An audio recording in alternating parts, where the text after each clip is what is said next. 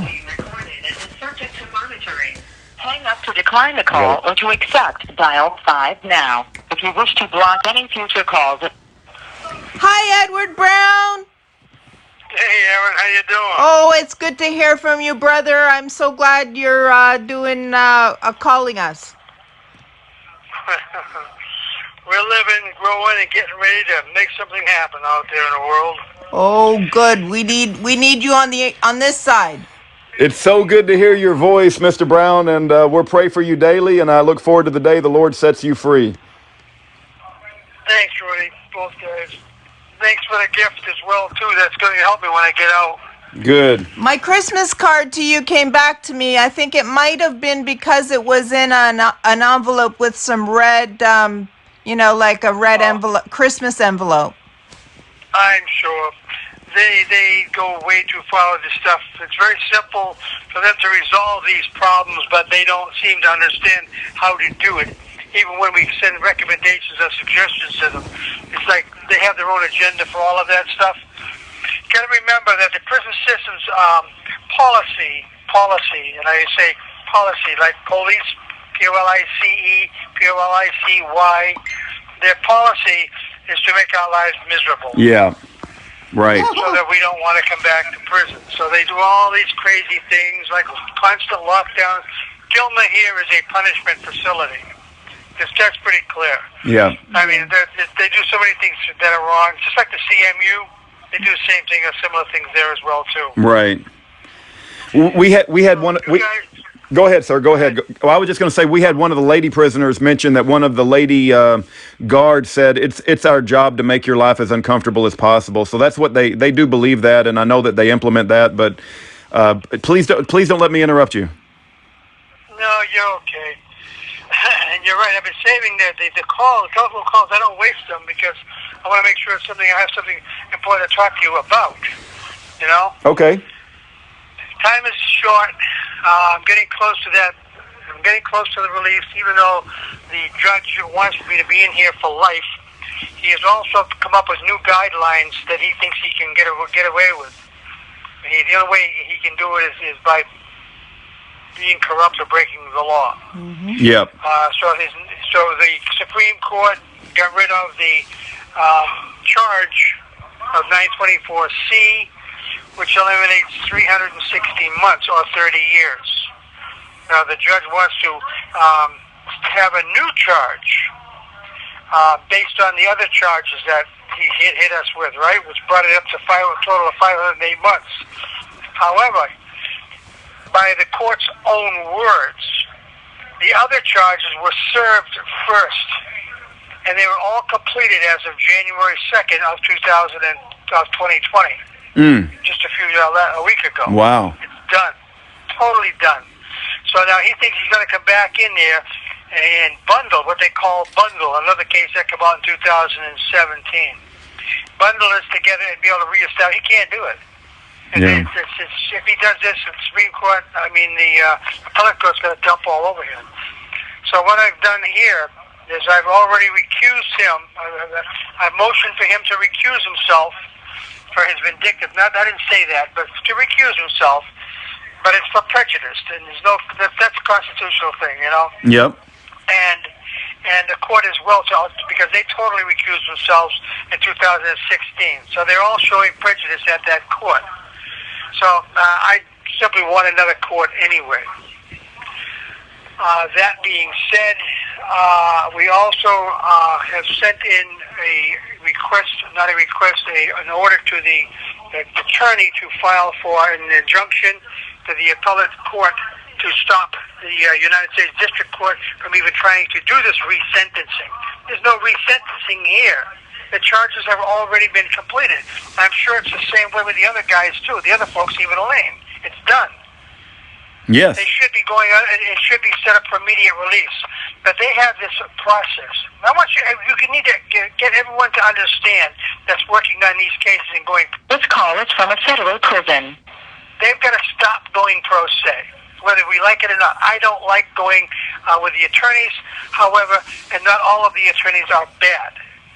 But they may not even know what the heck you're trying to do. but you need them to they know procedure better than we're going to know procedure.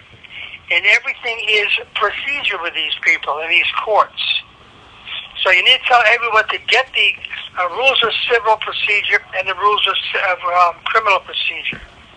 And they need to have, they're on the law library inside each facility. Hey, Mr. Brown, I do want to share with you quickly, and you may know this already, but there was recently an article about a courtroom staff member who committed suicide, and in his suicide note, he references that pro se defendants do not get a fair shake, and they just basically throw it in the trash. And it was a big deal because he's basically saying exactly what you are, that pro se defendants do not get a fair shake. And when it comes to the criminal justice system, they're not given the attention when their motions are filed. Well, I like to make this very clear, okay? The reason that my wife and I and the other three folks, okay, got locked up in jail was because we had discovered within the political infrastructure of the United States of America government a cartel that actually and really exists to this day. We know who they are, and they also know that we know who they are. Now, from a standard basis, what you're saying here, yes, pro se litigants aren't going to get it. For us, of course, a little bit more than that because we discovered this early on, but didn't quite know what we were discovering. Mm-hmm. By going through the process the way we did, now I know here after 12 years I haven't wasted my time in prison. I've been studying this stuff, all kinds of law, all the way back to the early Jewish law, Shatar law, okay, all the way up to modern times. And most of their law, the way they have established it, is under what we call a bureaucratic shield with no accountability. The courts are probably, if I say from A to A, B, C, D, I'd say that the courts themselves are probably the second most criminal element within this entire system of the United States civil government. Amen. No, they really are. They are the number two. They are the ones who are orchestrating it. Let me ask you a question. If you control all of the money and you control all of the law, what else do you need to control if you're an enemy of a country? Education. Education system, the media, the food. You control that through the law, and you control that through the money. Yep. This call is from a Oh, the churches. Seminaries. Churches have also controlled the same way through the law, through the money. Yeah. All right? Law and money. These people focus on this thing. I mentioned who they are before publicly in the Geraldo Rivera's show. He shut me off the air as soon as I said the word within a second. I mentioned it on a New York City show when I was doing a live show down there. And they did the same thing to me. However, it's going to come out whether nobody likes it a lot, we don't care anymore. But I put up a sign, when I say Zionist, I don't mean the Jews, okay? Mm-hmm. But the Zionist, Communist, Freemasons do in fact control the United States federal government through an industrial and military complex that controls the finances or banking, right? Yep. And the law. And that's a fact. I can show you one record right in the law books, right in the law. We've Amen. already been digging it out for a long time, and it's there.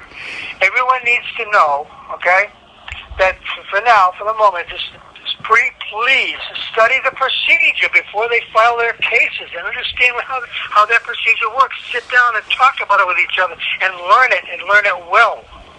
Because if you go in pro se now, you're just killing yourself, because between the Supreme Court and the appellate court, and the appellate court just backs up with between the U.S. District Court and the appellate court, they just back each other up. And you're never going to get it right because you're not going to get to the Supreme Court correctly either. They're following a process that they think is correct, and it's not.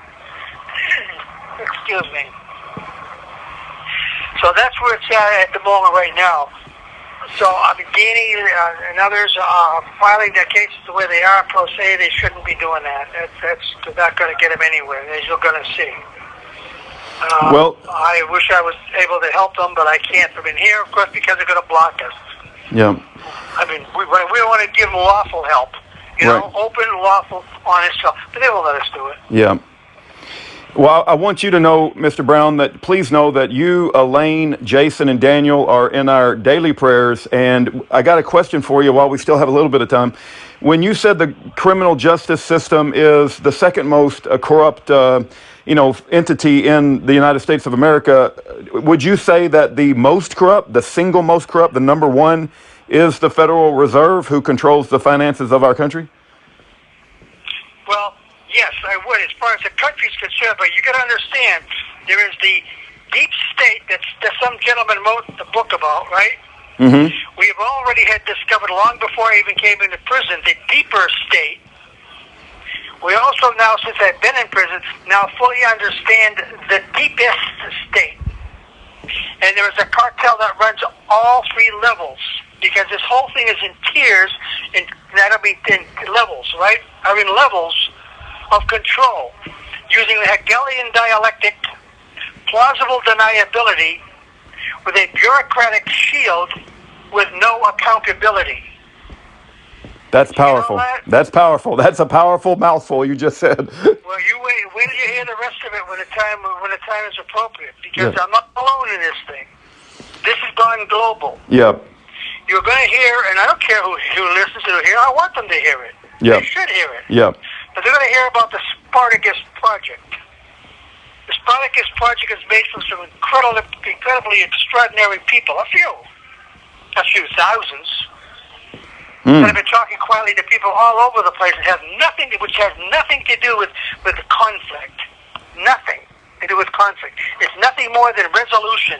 As you know, the United States Constitution ranges themselves with resolution and remedy to report back to the government, to the Congress, unless the Congress did not want us to do it anymore. And they don't. So then we have to, because we're not going to break up, we're not going to go away. So now we have to go to the president. We've been trying to get to the president since 2016, since he was president-elect, and have been unable to, have been blocked every step of the way. Yep. We have resolution for him which actually would be service to him right now. Let me give you one quick example of the Spartacus Project. Just one. Make a state out of every one of these countries in the world, these third world countries that are under conflict from these, shall we say, evil people. Make a state of Guatemala, the state of Guatemala of the United States of America. The state of Iraq of the United States of America, and so on. Something to ponder. And I want everyone to ponder this and think about that. They get instant relief, instant protection. They get instant rights, but they're going to have to, of course, go through process and the steps the same as every other state. And they're going to have to swear the oath and the whole bit, just like every other state is. You know, they want a new world order their way, the so-called cartel that we're fully aware of. Okay, they're not going to get it. We're going to do it because we're destined to do it. The United States of America Manifest Destiny was done wrong during the 1800s. We're here to show them how to do it right, with no loss of life. As a matter of fact, we're here to save lots of lives. You know, I'm a nutritional healer. Now, we're going to take nutrition and put it into the public schools so that every child in school gets 2 square meals a day anyway of the right kind of food, not the sugar food, the crappy food, the fried foods, the carbohydrates and crap. It's good food, 2 good meals a day. Because when they don't eat right in school, they can't think. They're tired. They're exhausted. They're irritable, okay? The body chemistry is everything. I know A to Z about nutrition and the human anatomy right now, okay? With my experts to guides to move me along correctly. I can't remember it all, but they help me. We are prepared to do a massive class action suit just on nutrition alone in this country.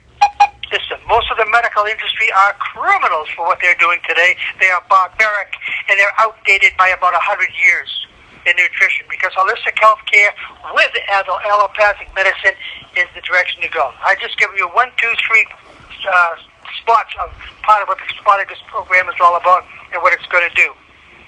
We're not asking them anymore. If they don't want to do it, we're going to do it ourselves. No conflict, no animosity. Thank you very much, sir. Away. I've only got a minute left. Yep, I think we got just a few seconds. Ed, I want you to know that there is a friend out here who said that the reason they are targeting you is because you have the mindset you will not bow the knee to bail, and you are a member of the Constitutional Rangers. You uphold the oath of that organization, and you know that you are somebody who does not compromise. We love you, and we're praying for you. God and country first, sir. Amen. I lost my wife now because of that. My home and everything else, and I will stand. I will stand. I will stand. That was the last words of who I consider a American patriotic hero, Mr. Ed Brown. You can say or think about whatever you want to about him, and I think he's an American patriotic hero, and I think the call that we just had was absolutely historical, and I pray for the day that Ed will be released, Elaine will be released, Daniel will be released, and Jason will be released. And I pray that the men who set them up and put them in prison for 12 years will be held accountable for their crimes. Thank you for your time.